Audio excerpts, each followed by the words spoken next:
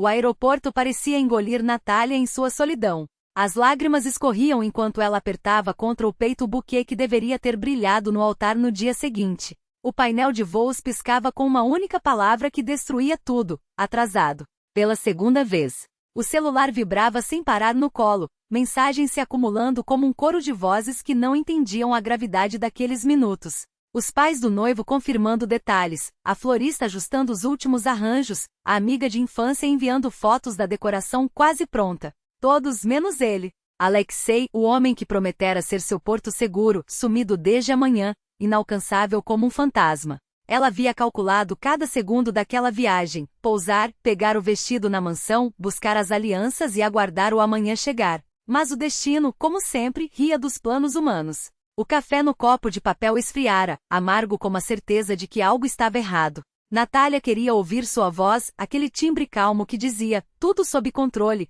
mas o silêncio do outro lado da linha era mais alto que qualquer promessa. Foi então que ela, uma mulher de vestes coloridas e mãos calejadas pelo tempo, sentou-se ao seu lado no banco de metal frio. Não com pena, não com palavras vazias, mas com a sabedoria de quem já viu a vida se desmontar e se recompor. Filha, quando a vida atrasa um voo, é porque o destino quer que você veja algo pelo caminho, disse, enquanto ajustava uma corrente fina no pescoço. Não entre pela porta da frente amanhã. Use a dos fundos. Silenciosa. Lá, você encontrará o que precisa. Natália riu, incrédula, mas algo naqueles olhos experientes a fez assentir. Obrigada, Maria. A mulher apenas acenou com a cabeça, como se soubesse que o verdadeiro agradecimento viria depois, quando a dor se transformasse em clareza. O avião finalmente decolou, cortando o céu que se pintava de tons pastéis. Natália fechou os olhos, mas o sono não veio. Em sua mente, os últimos meses desfilavam como um filme. Alexei, sempre impecável, sempre ocupado com seus depois a gente conversa, e confia em mim. Ela que só queria simplicidade, um jantar de domingo, um trabalho que não a esmagasse, um chá quente ao anoitecer. Havia-se convencido de que aquele homem, com seus gestos calculados e presentes perfeitos, era a peça que faltava. Até que a peça revelou sua verdadeira forma. Ao desembarcar, a noite já estendia sua capa azulada sobre a cidade. Natália ligou para Alexei mais uma vez. O assinante não pode ser alcançado. Como sempre. As mensagens no grupo da festa continuavam a pipocar. Fotos dos enfeites, risadas, a empolgação de quem não sabia que o palco estava prestes a desabar. Chego já digitou, mas suas mãos tremiam. E então, como um eco, as palavras de Maria voltaram, pela porta dos fundos.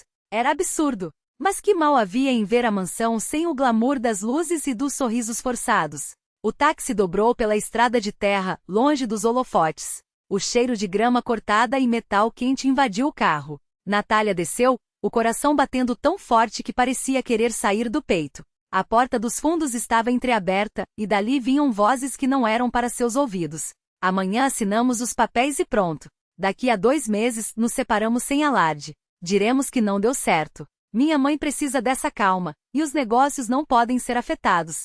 A voz de Alexei, fria, prática. Como se estivessem falando de um contrato, não de uma vida. Você acha que ela não vai perceber? Riu outra voz. Era de Gênia, sua amiga de infância, a madrinha, a pessoa em quem Natália confia seus segredos. Depois de tudo, quanto tempo ainda serei a amiga da noiva? Perguntou Gênia, com um tom de cumplicidade que cortou mais fundo que qualquer faca. Não é questão de sorte, é questão de timing, respondeu Alexei, servindo champanhe. O estalo das taças soou como um tiro. Você sabe esperar. Depois a gente descobre que sempre nos amamos.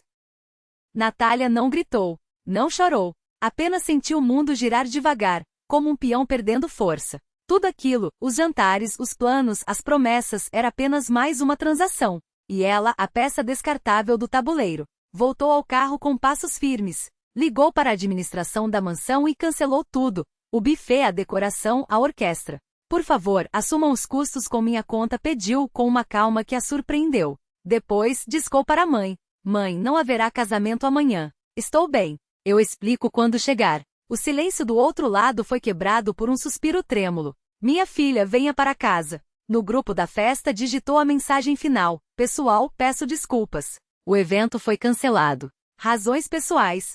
Conversaremos individualmente. Desligou as notificações e respirou fundo. Pela primeira vez em meses, o peito não doía. Uma funcionária da cozinha viu ali, imóvel, e perguntou se precisava de ajuda. Natália sorriu, um sorriso verdadeiro, pela primeira vez naquele dia. Não, obrigada. Já encontrei o que precisava. E seguiu em frente, leve como as nuvens que o avião havia deixado para trás. O ar da tarde ainda guardava um calor suave quando Natália pisou na calçada, os passos leves, como se o chão a carregasse. A mulher da cozinha, aquela que a observara no aeroporto com um olhar que parecia enxergar além das palavras, agora sorria ao vê-la passar com um pão fresco no braço. Não trocaram nenhuma frase, mas Natália sentiu o peso de um aceno silencioso, uma cumplicidade que não precisava de explicações. Você encontrou, parecia dizer aquele sorriso. E ela havia encontrado. As mensagens continuavam chegando, mas agora eram como folhas secas arrastadas pelo vento, ruído sem substância. Alexei insistia em justificativas que soavam como eco de um script mal ensaiado, a mãe dele, em recriminações veladas de filha que não soube valorizar os amigos, em perguntas que mais pareciam acusações disfarçadas. Natália não respondia. Havia aprendido que algumas conversas são como portas giratórias, você entra achando que vai a algum lugar, mas acaba sempre no mesmo ponto de partida. Fechou os grupos, arquivou as triais, deixou que o silêncio fizesse o trabalho que as palavras não conseguiam. Sua mãe serviu o chá com a precisão de quem sabe que certos gestos são mais eloquentes que sermões. Bebe devagar, disse, enquanto o vapor subia da xícara como uma promessa. O corpo fala antes da boca. Natália obedeceu. E foi no segundo gole que percebeu, a exaustão não era só da alma. Era algo mais denso, mais físico, como se o cansaço tivesse se aninhado nos ossos.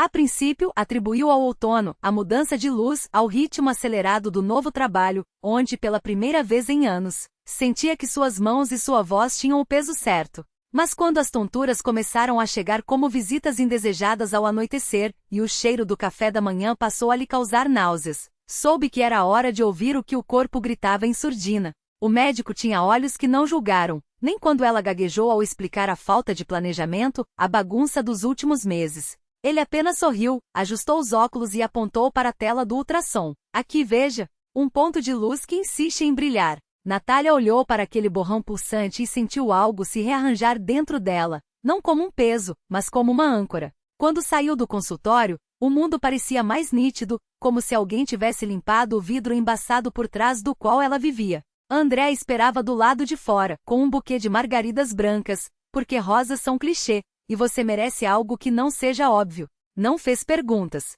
Não disse eu sabia. Apenas segurou sua mão com uma firmeza que falava por ele. Estou aqui. Sempre estive. Os dias que se seguiram foram feitos de pequenos rituais. Chás de gengibre pela manhã, caminhadas lentas pelo parque onde os patos já a reconheciam, noites em que André lia em voz alta trechos de livros antigos enquanto ela aninhava a cabeça em seu ombro. Não havia pressa. Não havia cobranças. A vida que antes parecia um quebra-cabeça com peças faltando, agora se encaixava em um ritmo orgânico, como as estações, inevitável, necessário, belo em sua imperfeição. Até que numa tarde de dezembro o passado bateu à sua porta. Ela ouviu antes que ele a visse, Alexei, parado na esquina como um fantasma deslocado no tempo. O mesmo casaco que usará no dia do cancelamento, os mesmos gestos nervosos ao mexer no celular. Só que agora seus ombros estavam curvados, como se carregasse algo mais pesado que uma mala de viagem. Quando ergueu os olhos e a reconheceu, seu rosto se partiu em uma expressão que era metade surpresa, metade desespero. Natália não sentiu ódio, não sentiu alívio. Sentiu, acima de tudo, uma tristeza limpa, como a que se tem ao ver um pássaro com a asa quebrada, pena, mas sem vontade de consertar. André percebeu a tensão em seu corpo antes mesmo que ela se virasse. Quer que eu vá embora? Perguntou baixo. Ela balançou a cabeça. Não, quero que fique. E foi isso, aquela presença silenciosa ao seu lado, que deu a Natália a coragem de caminhar até ele. Oi, disse Alexei, a voz rouca. Parecia ter ensaiado a frase, mas ela saiu errada como uma nota desafinada. Oi? Um silêncio. Os segundos se esticaram como chiclete. Eu só. Ele engoliu em seco. Quis ver como você estava. Natália observou suas mãos, que tremiam levemente. Lembrou-se de como aquelas mesmas mãos um dia haviam segurado as dela com promessas que evaporaram como fumaça. Estou bem, respondeu simplesmente. E era verdade. Alexei abriu a boca, fechou. Olhou para André, que o encarava com uma calma inquebrantável, e então para o chão. Desculpa, murmurou, tão baixo que quase se perdeu no vento. Ela não respondeu. Não porque não aceitava, mas porque algumas desculpas são como sementes jogadas em terra árida, não germinam por falta de solo, não por falta de vontade.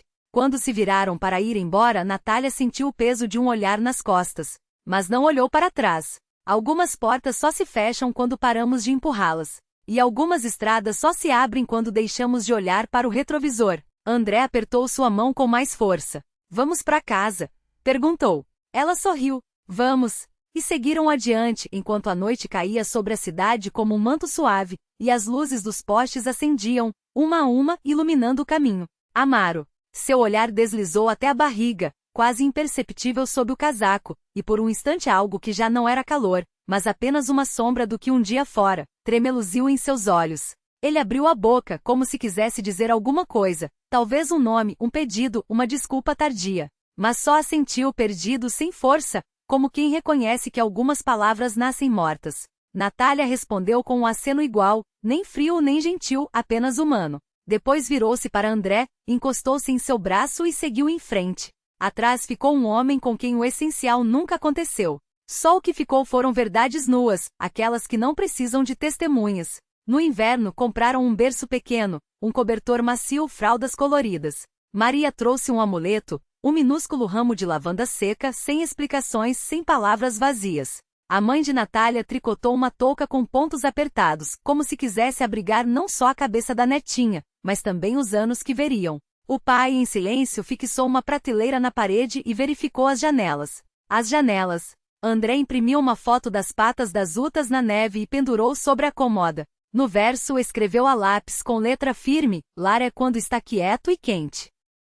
Quando a menina nasceu, Natália a segurou nos braços pela primeira vez e entendeu que o mundo havia se expandido e se contraído ao mesmo tempo. Maior, porque uma nova vida o preenchia. Menor, porque tudo que não cabia nessa equação, as dúvidas, os medos, as portas erradas, havia se dissolvido como fumaça. Chamaram-na de Vária. Um nome que soava como um suspiro, como o som do vento entre as cortinas. Maria apareceu no terceiro dia, passou os dedos pela bochecha da neta e murmurou sorrindo: olha como ela respira. Ritmado. Isso quer dizer que a mãe está em paz. Natália sorriu de volta. Lembrou-se dos aeroportos, das malas arrastadas, das partidas adiadas. Pensou que às vezes um atraso não é um castigo, mas um presente, o tempo necessário para enxergar o que está escondido atrás da cortina. Na primavera, Vária estreou seu primeiro carrinho, com rodas macias que mal faziam barulho no asfalto. Passeavam pelo parque, ouvindo os pássaros, rindo quando as utas, espertas, nadavam em direção a quem não fazia alarde. André fotografava as mãozinhas da filha, os olhos de Natália. Neles não havia mais a agitação de antes, apenas uma quietude nova, aquela que só vem quando se sabe que o chão sob os pés é firme. Certo dia, ao passar pela antiga propriedade, Natália parou junto ao portão. O sol batia nas pedras do caminho, crianças corriam pelo jardim, cortinas se moviam nas janelas. Ela ficou ali, imóvel, por um minuto inteiro. Depois pegou a mão de André e disse: vamos dar a volta. Caminharam pelo lado de fora, espiaram o quintal, viram a cozinha de onde antes saíam risos que não eram para eles. Tudo era diferente agora, as pessoas, a música, até o cheiro do ar. A cancela rangeu leve. Natália sorriu. Aqui está bem. Foi aqui que aprendi que às vezes é preciso dar um passo para trás, para depois dar 10 para frente. André apertou seus dedos. Obrigado àquele que nos fez sair pela porta dos fundos. Obrigado, ela concordou. Voltaram para casa. Sobre a mesa, um jarro com rosas silvestres, não por obrigação, não por cerimônia, mas porque a casa agora pedia flores. Ao lado, um caderno aberto. Na primeira página, 3 linhas escritas com esmero.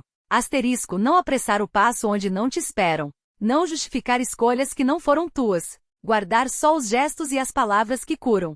Asterisco. À noite, Natália ferveu a chaleira, serviu chá com tomilho, ajustou o cobertor da cesta de Vária e sentou-se ao lado de André no sofá. Olhou para as próprias mãos, para as paredes que agora guardavam mais do que móveis e sussurrou: lar, lar. Naquelas 2 sílabas cabiam tudo. O aeroporto, a demora, a porta dos fundos, o silêncio entre eles, as patas das utas na foto, o banco do parque, as luvas secando na bateria, o cheiro de leite morno, a luz amarela do abajur. Tudo que torna a vida real, sem provas estrondosas, sem discursos grandiosos. Apenas essa simplicidade teimosa, tão difícil de cultivar, mas que uma vez enraizada, segura mais forte que qualquer âncora. Se um dia lhe perguntassem se acreditava no destino, Natália sorriria e respondia: acredito que às vezes é preciso sentar, chorar, esperar, e então entrar pela porta errada para ver a verdade na hora certa. Depois a escolha é sua, ficar parado ou seguir. Eu escolhi seguir. E continuaria andando com o passo tranquilo de quem já tem o essencial, suas pessoas, seu canto, sua quietude.